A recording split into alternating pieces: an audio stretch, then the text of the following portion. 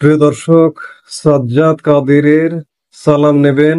আসসালামু আলাইকুম, প্রীতি এবং শুভেচ্ছা। এই মুহূর্তে আপনাদের সামনে কথা বলতে এসেছি। কেমন আছেন মহামান্য রাষ্ট্রপতি? রাষ্ট্রপতির সাথে সেনাপ্রধানের সাক্ষাৎ, এই প্রসঙ্গটা নিয়ে আপনাদের সামনে কথা বলবো।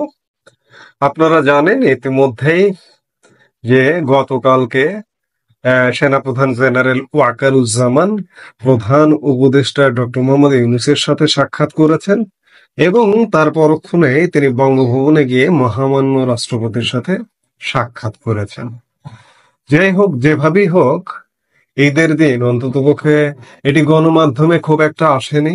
গণমাধ্যমে এসছে হচ্ছে প্রধান উপদেষ্টার সাথে সাক্ষাৎটি মূলত সেনাবাহিনীর ভেরিফাইড ফেসবুক পেজে রাষ্ট্রপতির সাথে সেনাপ্রধানের সাক্ষাতের ছবি সহ একটি পোস্ট দেওয়া হয়েছে। তার সূত্রেই জেনেছে সবাই এবং একই সাথে দুই একটি গণমাধ্যমে এসছে। আমি সকাল থেকে কমপক্ষে 15টি গণমাধ্যম দেখেছি, এর মধ্যে সীমিত 2-3টি গণমাধ্যমে এসছে। আর সরকারি গণমাধ্যম তো দূর কি বাদ। রাষ্ট্রপতির সাথে সেনাপ্রধান সাক্ষাৎ করেছেন সরকারি বাংলাদেশ সংবাদ সংস্থা, বিটিভি বা এই ধরনের সরকারি যে বার্তা সংস্থাগুলো, সেগুলোতে কিন্তু রাষ্ট্রপতির সাথে সেনাপ্রধানের সাক্ষাতের এই খবরটি আসেনি। দেখুন, ঈদের দিন মানে একটি বিশেষ দিন। এই বিশেষ দিনগুলোতে ঈদ, বিজয় দিবস, স্বাধীনতা দিবস, এসব দিনে মহামান্য রাষ্ট্রপতিকে কিন্তু বছরের অন্যান্য সময় সরব না দেখলেও এসব দিনে সরব দেখা যায় এবং বঙ্গভবনের একটা আলাদা জৌলুস দেখা যায়। কিন্তু আমরা দেখছি যে এই যে একটা অন্তর্বর্তীকালীন সরকার, এই সরকারের সময় রাষ্ট্রপতির সরব নেই, বঙ্গভবন জৌলুসহীন। আমি ঈদের দিনের শুরুতেই যদি বলি যে ঈদের নামাজ রেওয়াজ অনুযায়ী রাষ্ট্রপতি জাতীয় ঈদগায় প্রতি বছর বা প্রতি ঈদের নামাজ আদায় করেন। গত ঈদ উল ফিতর থেকে রাষ্ট্রপতির জাতীয় ঈদগায় যাওয়া এক প্রকার অলিখিত নিষেধাজ্ঞা। গত ঈদ উল ফিতরে রাষ্ট্রপতিকে যেতে দেওয়া হয়নি। আমি যদি এইভাবে বলি তাহলে ভুল হবে না, জাতীয় ঈদগায় যেতে দেওয়া হয়নি। এবার ঈদ উল আজহায় রাষ্ট্রপতিকে জাতীয় ঈদগায় যেতে দেওয়া হয়নি। তিনি নামাজ পড়েছেন কোথায়? বঙ্গভবনে। বঙ্গভবনের মসজিদে তিনি ঈদের নামাজ আদায় করেছেন। আমি যেটি বলছিলাম যে বিশেষ দিনে একটা আলাদা জৌলুস থাকে। এই যে আমি যে কয়েকটা দিনের কথা বললাম, বিজয় দিবস, স্বাধীনতা দিবস, ঈদ, এই ঈদকে কেন্দ্র করে বঙ্গভবনে একটা সংবর্ধনার আয়োজন হয় প্রতি বছর। এখানে প্রায় কমপক্ষে 1,500 মানুষকে আমন্ত্রণ জানানো হয় রাষ্ট্রপতির সাথে শুভেচ্ছা বিনিময় করবার জন্য। দেশের বিশিষ্ট নাগরিক, সাংবাদিক, বুদ্ধিজীবী, সাহিত্যিক, বিভিন্ন শ্রেণী পেশার দেশের বিশিষ্ট জনদের, এবং সব মিলিয়ে প্রায় 2,000-এর উপর লোক সমাগম হয় বঙ্গভবনের এই সংবর্ধনায়। কিন্তু অত্যন্ত পরিতাপের বিষয়, গত ঈদ উল ফিতর থেকে গতকাল ঈদ উল আজহা গেছে, কোনো সংবর্ধনা নেই, কেউ যায় না বঙ্গভবনে, কেউ, মানে এক প্রকার অলিখিত নিষেধাজ্ঞা। সেনাপ্রধান গেছেন, সেনাপ্রধান বা 3 বাহিনী প্রধান গত ঈদ উল ফিতরেও রাষ্ট্রপতির সাথে সাক্ষাৎ করেছিলেন, গতকালকেও সাক্ষাৎ করেছেন। আমি বলতে চাই, সেনাপ্রধান বাংলাদেশের দায়িত্ব নিয়েছেন 5 আগস্ট সময়কালে, তিনি দায়িত্ব নিয়েছিলেন, আমি দায়িত্ব নিচ্ছি, তার উচ্চারণটি বারবার সামনে এসে যায়। আমি সেনাপ্রধান ছাড়া এই মুহূর্তে কাউকে বলতে পারি না, কারণ অন্যান্য যে বডি আছে, বিশেষ করে বর্তমান যে সরকারটি, সেই সরকারটি আসলে বৈধ নয়, আমার দৃষ্টিতে বৈধ নয়, আইনের দৃষ্টিতেও বৈধ নয়। এই যে সরকারটি গড়ে উঠেছে সুপ্রিম কোর্টের একটি রেফারেন্সের ভিত্তিতে, সেই রেফারেন্সের শুরুতে যে বাক্যটি বলা হয়েছে যে দেশের বর্তমান উদ্ভূত পরিস্থিতিতে যেহেতু প্রধানমন্ত্রী পদত্যাগ করেছেন, এইটি দিয়ে শুরু করা হয়েছে রেফারেন্সের। সুপ্রিম কোর্টের যে একটা ভুয়া রেফারেন্স ব্যবহার করেছে, প্রধানমন্ত্রী পদত্যাগ করেছেন, এই শুরুর বাক্যটাই মিথ্যা। কারণ প্রধানমন্ত্রীর পদত্যাগের কোনো রকম চিহ্ন কোথাও পাওয়া যায়নি। একটা মিথ্যা দিয়ে এই সরকারটি গঠিত হয়েছে। আমি সেনা প্রধানের কাছে প্রশ্ন করতে চাই যে মহামান্য রাষ্ট্রপতি, আপনি, আপনার দায়িত্ব নেওয়া বাংলাদেশের রাষ্ট্রপতি কেমন আছে? আপনি রাষ্ট্রপতির সাথে সদ্ভাব রাখছেন, সাক্ষাৎ করছেন, কিন্তু রাষ্ট্রপতিকে, আপনার দায়িত্ব নেওয়া বাংলাদেশে আপনি রাষ্ট্রপতিকে কেমন রেখেছেন? রাষ্ট্রপতি বাংলাদেশের একটা স্বাধীনতা, সার্বভৌমত্ব বা পুরো রাষ্ট্রের প্রতীক, রাষ্ট্র ব্যবস্থার প্রতীক। এই দেশ, এই বাংলাদেশ রাষ্ট্রপতির নামে পরিচালিত হয়। সাংবিধানিকভাবে যদিও রাষ্ট্রপতির ক্ষমতা সীমিত, আমাদের সংবিধান রাষ্ট্রপতির ক্ষমতাকে সীমিত করে রেখেছে, কিন্তু প্রত্যেকটা কাজ কর্ম রাষ্ট্রপতির নামে পরিচালিত হয়। ছোটখাটো একটা বদলি, একটা নিয়োগ, একটা পদোন্নতি, দেখবেন যে সেখানে লেখা আছে যে একজন উপসচিব হয়তো সিগনেচার করেন, সেখানে লেখা আছে রাষ্ট্রপতির আদেশ ক্রমে। এই যে স্ক্রিনে দেখতে পাচ্ছেন, রাষ্ট্রপতির আদেশ ক্রমে যাবতীয় আদেশ নির্দেশ পালিত হয় রাষ্ট্রের। সেই রাষ্ট্রপতি, সেই সার্বভৌমত্বের প্রতীক রাষ্ট্রপতিকে এক প্রকার গৃহবন্দী করে রাখা হয়েছে।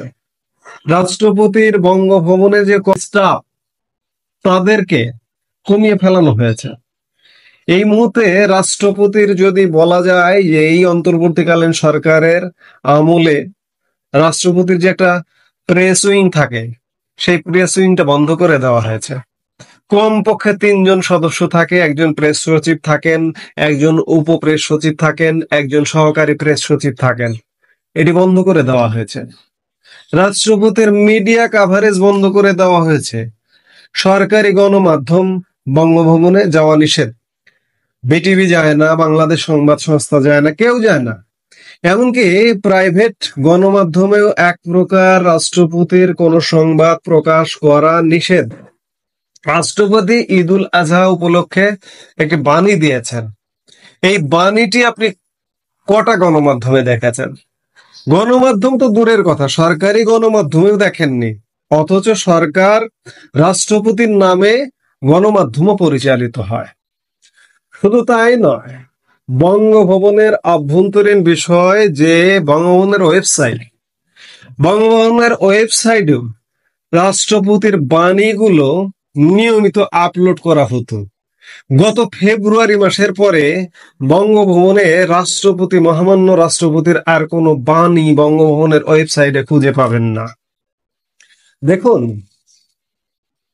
রাষ্ট্রের রাষ্ট্রাচার বা রাষ্ট্রের রেওয়াজ হচ্ছে সরকার প্রধান বা প্রধানমন্ত্রী বিদেশ সফর করে এলে রাষ্ট্রপতির সাথে সাক্ষাৎ করেন। আপনি এই যে বর্তমানে যে একজন ভারপ্রাপ্ত সরকার প্রধান আছেন, প্রধানমন্ত্রীর স্থলে, প্রধানমন্ত্রীর প্যারালালে যে প্রধান উপদেষ্টা ডক্টর মোহাম্মদ ইউনূস, তিনি বিগত 10 মাসে রেকর্ড বিদেশ সফর করেছেন। এই রেকর্ড বিদেশ সফর করে, রেকর্ড 10টি বিদেশ সফর করেছেন। সারা পৃথিবীতে হয়তো এটি রেকর্ড হবে। এবং এই যে আগামীকালকে তিনি 11তম সফরে যাচ্ছেন, ইউকেতে, লন্ডনে যাচ্ছেন। তো এই 10টি সফর করে এসে রাষ্ট্রপতির সাথে একটি বার সাক্ষাৎ করেননি, অর্থাৎ রাষ্ট্রের যে রেওয়াজ, সেই রেওয়াজটি ডক্টর মোহাম্মদ ইউনূস ভঙ্গ করেছেন। অথচ ডক্টর মোহাম্মদ ইউনূস গত বছরের 8 অগাস্ট মহামান্য রাষ্ট্রপতির কাছেই শপথ নিয়ে এসেছেন। সেই শপথ নিয়ে আসা প্রধান উপদেষ্টা, অবৈধ প্রধান উপদেষ্টা, আইন বহির্ভূত প্রধান উপদেষ্টা মহামান্য রাষ্ট্রপতিকে মানেন না।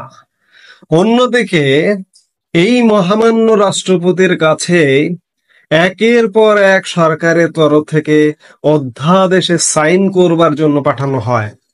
এ যাবৎ কমপক্ষে প্রায় 100 বা শতাধিক হবে, এই মুহূর্তে শতাধিক পেরিয়ে গেছে, অধ্যাদেশ জারি করে নেওয়া হয়েছে। আইনের দিক দিয়ে রাষ্ট্রপতির কাছে আমি আশ্রয় নিচ্ছি, রাষ্ট্রপতির কাছে শপথ নিচ্ছি, রাষ্ট্রপতির কাছ থেকে অধ্যাদেশ জারি করে নিচ্ছি, অথচ আমি রাষ্ট্রপতিকে মানছি না। প্রধান উপদেষ্টার রাষ্ট্রপতির সাথে এক প্রকার মুখ দেখা দেখিও বন্ধ। আপনারা দেখেছেন যে বিগত বিজয় দিবস, স্বাধীনতা দিবস কিংবা 21শে ফেব্রুয়ারি যে গেল, এই সর্বশেষ, সেগুলোতে পুষ্পমাল্য অর্পণ বেদিতে, শহীদ বেদিতে কিংবা জাতীয় স্মৃতিসৌধে আমরা বিগত সময়ে দেখেছি, রাজনৈতিক সরকার যখন ছিল, আওয়ামী লীগ সরকার, বিএনপি সরকার, রাষ্ট্রপতি এবং প্রধানমন্ত্রী পাশাপাশি দাঁড়িয়ে থাকেন, একজন দেন আরেকজন ফিরে আসেন। কিন্তু ডক্টর মোহাম্মদ ইউনূস যেটি করেছেন, রাষ্ট্রপতি পুষ্পমাল্য অর্পণ করেন, করে উনি চলে যাবার পরে কয়েক মিনিট পরে, 5 মিনিট 10 মিনিট পরে প্রধান উপদেষ্টা ডক্টর মোহাম্মদ ইউনূস তিনি পুষ্পমাল্য অর্পণ করেন। অর্থাৎ এভাবে নানাভাবে রাষ্ট্রপতিকে এক প্রকার অবমাননা করা হচ্ছে। এবং শুধু তাই নয়, রাষ্ট্রপতিকে যদি বলেন যে এই মুহূর্তে বঙ্গভবন বন্দী, গৃহবন্দী, সেটি ভুল হবে না। তিনি, তাকে বাইরে কোথাও যেতে দেওয়া হয় না, তিনি বাইরে কোথাও যেতে পারেন না, তার কোনো সংবাদ, তার কোনো কথা, তার কোনো বক্তব্য বাইরে প্রকাশ হয় না। আমি খানিক আগে যেটি বললাম, অর্থাৎ বঙ্গভবন অবরুদ্ধ। আর বঙ্গভবন অবরুদ্ধ মানে বাংলাদেশ অবরুদ্ধ। কারণ বঙ্গভবনের নামে, মহামান্য রাষ্ট্রপতির নামে বাংলাদেশ পরিচালিত হয়, সেই পরিচালনা এখন হচ্ছে না, যদিও রাষ্ট্রপতির নামেই পরিচালিত হচ্ছে। এখনো আপনি এটি করতে হবে, এটি হচ্ছে নিয়ম যে বাংলাদেশে যা কিছু রাষ্ট্রীয় আদেশ, রাষ্ট্রীয় নির্দেশ পালিত হয় রাষ্ট্রপতির আদেশ ক্রমে।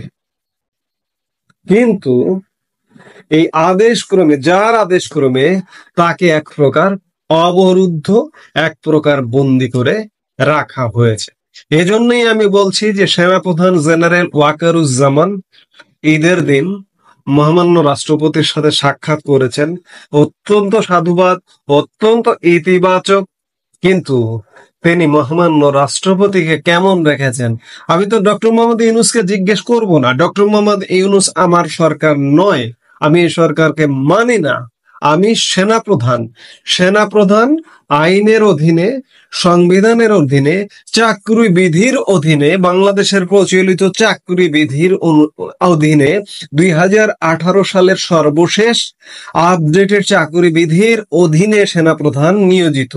এবং দেশের ক্রান্তিকালে গত 5 অগাস্ট তিনি হাল ধরেছিলেন। হাল ধরে ডক্টর মোহাম্মদ ইউনূসের সরকারটি গঠন করে দিয়েছেন। তবু আমি এই সরকারকে অবৈধ বলছি, এই সরকারকে আমি মানি না। এজন্য আমি জিজ্ঞেস করতে চাই, সেনাপ্রধান জেনারেল ওয়াকারুজ্জামান, আপনার দায়িত্ব নেওয়া দেশে আপনি একজন কাকে দায়িত্ব দিয়েছেন? আপনি যদি নিজে দায়িত্ব নিতেন তাহলে মনে হয় এ ধরনের ঘটনাগুলো ঘটতো না। কিন্তু আপনার দায়িত্ব নেওয়া দেশে যে রাষ্ট্রপ্রধান, এমনকি আপনার বাহিনীর, আপনার 3 বাহিনীর, সশস্ত্র বাহিনীর সর্বাধিনায়ক মহামান্য রাষ্ট্রপতি, আপনার নিয়োগটিও হয়েছে রাষ্ট্রপতির আদেশ ক্রমে, আপনি সেই মহামান্য রাষ্ট্রপতিকে কিভাবে রেখেছেন? আমার প্রশ্ন। আমরা আশা করব, প্রত্যাশা করব, বঙ্গভবন এবং মহামান্য রাষ্ট্রপতি যে শ্বাসরুদ্ধকর, এক প্রকার অবরুদ্ধ, এক প্রকার গৃহবন্দী, বঙ্গভবন বন্দী হয়ে আছেন, এই অবরুদ্ধতা প্রত্যাহার করা হবে। তাকে নিয়মিত তার খবর, সংবাদ গণমাধ্যমে প্রকাশ করা হবে বাকি দিনগুলোতে।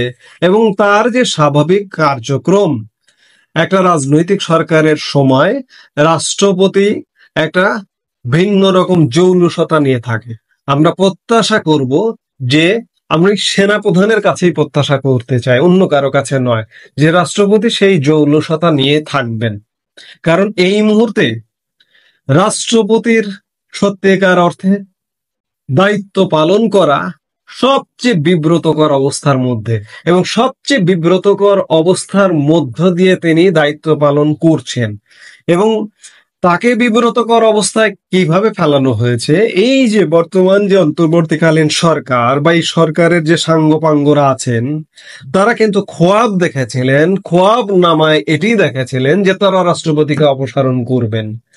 রাষ্ট্রপতিকে যে মুহূর্তে তারা অপসারণ করতে পারেননি, সেই মুহূর্তে এক প্রকার তারপর থেকে একে একে রাষ্ট্রপতিকে অবরুদ্ধ করা, রাষ্ট্রপতির মিডিয়া কাভারেজ বন্ধ করা এবং নানা রকম যত রকম নিয়ন্ত্রণ আরোপ আছে, যত রকম অসহযোগিতা আছে, সেগুলো করা শুরু করেছেন এবং সেগুলো এখন পর্যন্ত চলছে।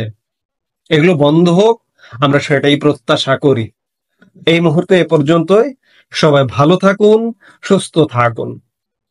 আমাদের ভিডিওগুলো নিয়মিত পেতে সাবস্ক্রাইব করুন Sajjad Kadir and the legends YouTube channel এবং লাইক, কমেন্ট, শেয়ার করে সাথে থাকুন।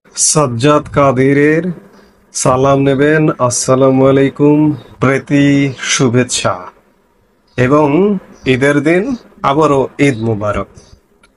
এই মুহূর্তে আপনাদের সামনে কথা বলতে এসেছি ঈদ উপলক্ষে সেনা প্রধানের বাণী এবং সস্ত্রীক প্রধান উপদেষ্টার সাথে সাক্ষাৎ, এই প্রসঙ্গটি নিয়ে আপনাদের সামনে কথা বলতে এসেছি। তার আগে সবার আগে আমি একটু বাণীটা নিয়ে কথা বলি। সেনাপ্রধান জেনারেল ওয়াকারুজ্জামান ঈদের ঠিক আগের দিন একটা বাণী দিয়েছেন।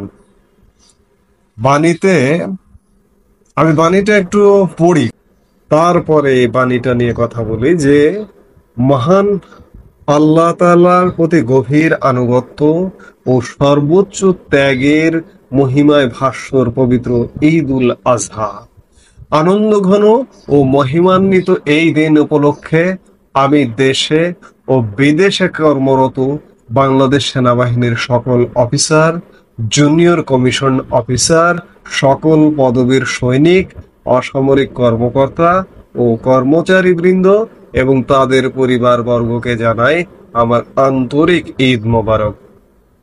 ঈদের এই পবিত্র দিনে আমি সশ্রদ্ধ চিত্তে স্মরণ করছি সেই সব বীর সেনানীদের, যাদের আত্মত্যাগে অর্জিত হয়েছে আমাদের প্রাণপ্রিয় স্বাধীনতা। আমি আরো স্মরণ করছি তাদের, যারা মাতৃভূমির অখণ্ডতা রক্ষায়, পার্বত্য চট্টগ্রামের সন্ত্রাস দমনের অভিযানে এবং জাতিসংঘ শান্তিরক্ষা মিশনে দেশের মর্যাদা বৃদ্ধির জন্য নিজেদের প্রাণ অকাতরে বিলিয়ে দিয়েছেন। আজকের এই মহান দিনে আমি সকল শহীদদের বিদেহী আত্মার মাগফিরাত কামনা করছি এবং তাদের শোক সন্তপ্ত পরিবারের প্রতি গভীর সমবেদনা জ্ঞাপন করছি। আনন্দ ঘন এই দিনে পার্বত্য চট্টগ্রাম সহ দেশের বিভিন্ন স্থানে ইন এইড টু সিভিল পাওয়ারের আওতায় যে সকল সেনা সদস্য কর্তব্যের প্রয়োজনে পরিবার থেকে দূরে কর্মস্থলে অবস্থান করছেন এবং যারা বিভিন্ন শান্তিরক্ষা মিশনে বিদেশের মাটিতে দায়িত্ব পালন করছেন, তাদের ও পরিবারবর্গের জন্য জানাই আমার ঈদের আন্তরিক শুভেচ্ছা। পবিত্র ঈদ উল আজহার আনন্দ ও ত্যাগের অনন্য মহিমায় উদ্ভাসিত হয়ে উঠুক আমাদের সামরিক জীবন। সেনাবাহিনীর প্রতিটি সদস্য ত্যাগের মহিমায় উদ্বুদ্ধ হোক, সকলের মাঝে প্রতিষ্ঠিত হোক পারস্পরিক সম্প্রতি ও ভ্রাতৃত্ববোধ। মহান রাব্বুল আলামিন নিকট এই কামনা করছি। মহান আল্লাহ তাআলা আমাদের সকলের সহায়ক হন, আমিন। সেনাপ্রধান মূলত সেনাবাহিনীর সদস্যদের জন্য, সেনাবাহিনীর সর্বস্তরের সদস্য, সেটি সৈনিক থেকে শুরু করে কর্মকর্তা লেভেলের সবার উদ্দেশ্যে একটা ঈদের শুভেচ্ছা বানিয়ে দিয়েছেন এবং 1971 সালে আমাদের মহান মুক্তিযুদ্ধে সেনাবাহিনীর আত্মত্যাগের কথা স্মরণ করেছেন। আমি বাণীটি এই জন্যই আলোচনায় আনছি যে গতকাল বাণীটি যেই মুহূর্তে সেনাবাহিনী তাদের ভেরিফাইড ফেসবুকে প্রকাশ করলো, সেই মুহূর্তে সেখানে কমেন্টও কিছু চোখে পড়লো যে এখানে জুলাইয়ের কথা বলা হয়নি কেন। এমনকি আমি ফেসবুকে দেখলাম, আমি কমেন্টটা সেনাবাহিনীর ফেসবুক পেজে কমেন্টটা খুঁজে পেলাম না। ফেসবুকে স্পেশালি এই যে সমন্বয়ক হাসনাত আব্দুল্লাহ বা এখন এনসিপির যিনি নেতা, দক্ষিণাঞ্চলের মুখ্য সংগঠক হাসনাত আব্দুল্লাহর একটা কমেন্টও চোখে পড়লো, যে তিনি নাকি কমেন্ট করেছেন যেখানে জুলাইয়ের কথা বলা হয়নি। আমার প্রশ্ন, সবকিছুতে কেন জুলাইয়ের কথা বলা হবে? সেনাপ্রধান জেনারেল ওয়াকারুজ্জামান সেনাবাহিনীর সদস্যদের আত্মত্যাগের কথা বলেছেন, আমার মুক্তিযুদ্ধের কথা বলেছেন, আমার পাহাড়ে নিরাপত্তা দিতে গিয়ে অনেকের জীবন গেছে তাদেরকে স্মরণ করেছেন, বিদেশে শান্তিরক্ষা মিশনে যাদের জীবন গেছে তাদেরকে স্মরণ করেছেন। এখানে জুলাই কিভাবে আসে, কোন প্রসঙ্গে আসে? এবং আমি অসংখ্য কমেন্ট দেখলাম যে এই বাণীটি অসম্পূর্ণ। সেনা প্রধান, বাংলা একটা দেশের সেনা প্রধান কি বাণী দেবেন না দেবেন, রাস্তার ছেলে মেয়ে বলবে যে এটা এইভাবে দিতে হবে, জুলাইকে উল্লেখ করতে হবে। কেন জুলাইকে উল্লেখ করতে হবে? জুলাইকে কেন মুক্তিযুদ্ধের সাথে সবসময় দাঁড় করানো হচ্ছে? সেনাপ্রধান যথার্থ বাণী দিয়েছেন, যখন থেকে যে মুক্তিযুদ্ধের সাথে সমানভাবে সমান্তরালে দাঁড় করানো হচ্ছে তখন থেকে এটাকে আমি পুরোপুরি ষড়যন্ত্র হিসেবে দেখি। সেই জায়গায় এই বাণী নিয়ে সমালোচনার কিছু নেই। সেনাপ্রধান তার বাহিনীর উদ্দেশ্যে এই বাণীটা দিয়েছেন, তার বাহিনীর লোকজনকে ঈদের শুভেচ্ছা জানিয়েছেন। কাজে এখানে জুলাই আসতে হবে এমন কোনো ম্যান্ডেটরি কিছু নেই। যেহেতু জুলাই এখানে উল্লেখ করা হয়নি, জুলাই আন্দোলনকারীরা মন খারাপ করেছেন। এখন আসি যে সেনাপ্রধান জেনারেল ওয়াকারুজ্জামান ঈদের দিন দুপুরবেলা প্রধান উপদেষ্টা ডক্টর মোহাম্মদ ইউনূসের সঙ্গে সস্ত্রীক সাক্ষাৎ করেছেন। এটি সেনাবাহিনীর ভেরিফাইড ফেসবুকেও সেনাবাহিনী বার্তা দিয়ে জানিয়েছে। কেন দেখা করেছেন? এটা আসলে নিতান্ত ঈদের শুভেচ্ছা বিনিময় বলতে পারেন। কেউ কেউ আবার এই ধরুন ইউনূস সরকারপন্থী কিংবা জুলাইপন্থী কেউ কেউ ফেসবুকে পোস্ট দিয়ে জানান দিচ্ছেন যে কে বলে সেনাপ্রধান এবং ডক্টর মোহাম্মদ ইউনূসের মধ্যে সম্পর্ক খারাপ। যদি সম্পর্ক খারাপই হতো তাহলে ঈদের শুভেচ্ছা বিনিময়ের জন্য দেখা সাক্ষাৎ হতো না। এখানে খারাপ ভালোর কিছু নেই। ডক্টর মোহাম্মদ ইউনূস এই মুহূর্তে দায়িত্বে আছেন, তার সাথে সৌজন্য সাক্ষাৎ করেছেন, সস্ত্রীক সাক্ষাৎ করেছেন। এটা একটা নিতান্ত সস্ত্রীক যেহেতু সাক্ষাৎ করছেন, এটা অফিসিয়াল। আজকে উৎসবের দিন, ঈদের দিন, অফিসিয়াল অ্যাটিটিউডের বাইরে এসে তিনি সৌজন্য সাক্ষাৎ করেছেন। এবং একই সাথে সেনাপ্রধানের পরে নৌবাহিনী প্রধান অ্যাডমিরাল এম নাজমুল হাসানও সস্ত্রীক প্রধান উপদেষ্টা ডক্টর মোহাম্মদ ইউনূসের সাথে সাক্ষাৎ করেছেন। এগুলো আসলে নিতান্তই ঈদের শুভেচ্ছা বিনিময়, ঈদের সাক্ষাৎ, সৌজন্য সাক্ষাৎ, নিতান্ত সৌজন্য সাক্ষাৎ। ঈদের পরে অফিসিয়াল সাক্ষাৎ হবে, অফিসিয়াল কার্যক্রম হবে। এটি নিয়ে বিশাল আনন্দ প্রকাশ করবারও কিছু নেই, উচ্ছ্বাস প্রকাশ করবারও কিছু নেই, সেনাপ্রধানের বাণী নিয়ে মন খারাপ করবার কিছু নেই, কিংবা এই যে প্রধান উপদেষ্টার সাথে সেনাপ্রধান সাক্ষাৎ করলেন কিংবা নৌবাহিনী প্রধান সাক্ষাৎ করলেন, এটি নিয়ে আনন্দ, হ্যাঁ আনন্দই তো হতেই পারেন যে ঈদের দিন সৌহার্দ্য, পারস্পরিক সম্প্রীতি, পারস্পরিক সম্পর্ক নির্মাণের বিল্ড আপের জন্য সাক্ষাৎ হচ্ছে। এটিকে ইতিবাচক দেখে এটিতে আনন্দিত হতে পারেন। আমি সব কথার শেষ কথা এটিই বলতে চাই, সেনাপ্রধান যে বাণী দিয়েছেন সে বাণী যথার্থ দিয়েছেন, এবং এই যে সাক্ষাৎটি হয়েছে এই সাক্ষাৎটিও একটা নিয়মিত সাক্ষাতেরই অংশ। এখানে অন্য কিছুর গন্ধ আমিও পাই না, আপনারাও পাবেন না। এই মুহূর্তে এ পর্যন্তই। সবাই ভালো থাকুন, সুস্থ থাকুন। আমাদের ভিডিওগুলো নিয়মিত পেতে সাবস্ক্রাইব করুন Sajjad Kadir and the legends YouTube channel এবং লাইক, কমেন্ট, শেয়ার করে সাথে থাকুন।